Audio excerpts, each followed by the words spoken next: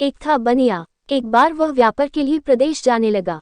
जाते जाते अपनी बहू को बुलाकर उसने कहा, मैं प्रदेश जाऊं, तुम अच्छी तरह रहना, बच्चों को भी संभालना और अपनी सास का भी अपने बच्चों की तरह देखभाल करना। याद रखना, माँ से कोई काम मत करवाना। बहू ने बोला, ठीक है, मैं आपकी बात समझ गई, मैं वैसा ही करूंगी जैसा आपने बोला है। आप आराम से जाइए। बहू ने बात ध्यान में रखी। बनिया तो चला गया।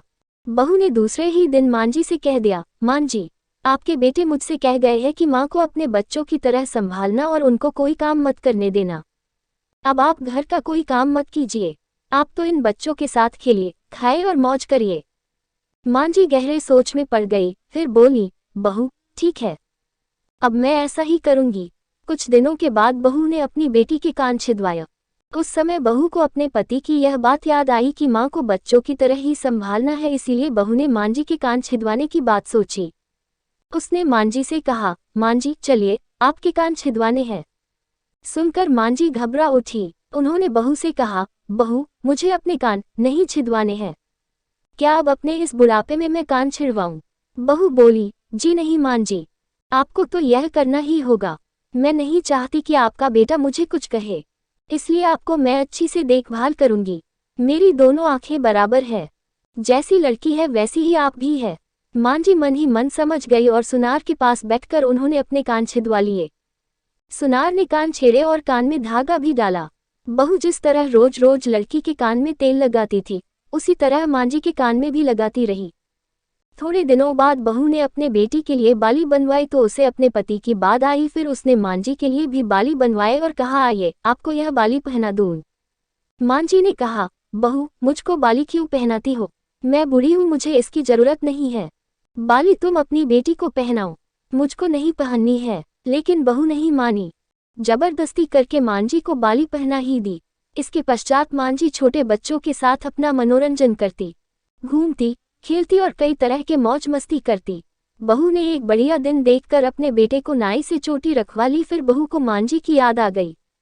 मांझी बच्चों के साथ खेल रही थी, उन्हें वहां से बुलवा लिया और कहा, मांझी, आइए, नाई के सामने बैठिए, अपने लड़के की तरह मुझे आपके सिर पर बहुत चोटी रखवानी है। जब गोविंद की चोटी रखवाई है तो आपके क्यों न रखवाऊं, इसलिए आप जल्दी आइए। मांझी ने बहू को बहुत समझाया, पर बहू टस से मस न हुई। आखिर मांझी नाई के सामने बैठी और उन्होंने अपने सिर पर चोटी रखवाई। बहू ने गोविंद को और मांझी को जो बोला वही किया उनके साथ। बाद में बहू रोज मांझी की चोटी में तेल डालती, चोटी गूंथती और सर पर ओढ़नी डालकर मांझी को बच्चों के साथ खेलने के लिए भेजती। जब खाने का समय होता तो बहू उनको आवाज देकर बुलाती है।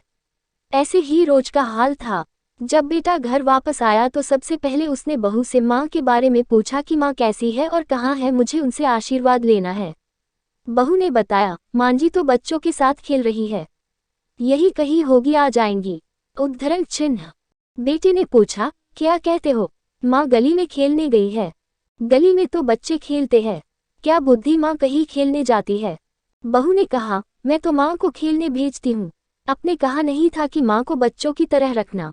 मैंने तो लड़की की तरह ही माँ के भी कान बिंधवाए हैं और कानों में बालियां पहनाई है। जब लड़के की चोटी रखवाए तो मैंने माँ की भी चोटी रखवा ली थी। जब मैं सबको खेलने भेजती हूँ तो माँ को क्यों न भेजूं? मुझको सबके साथ साथ एक सा व्यवहार करना चाहिए। पति समझ गया कि उसकी मूर्ख स्त्री की अकल का दिवाला निकल गया है। बाद में पति के कहने पर बहू ने माँ को पुकारा।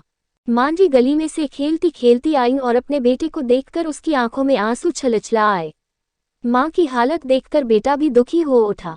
बहू की मूर्खता के लिए बेटे ने माँ से माफी मांगी और बहू को बड़ी उल्टी सीधी सुनाई।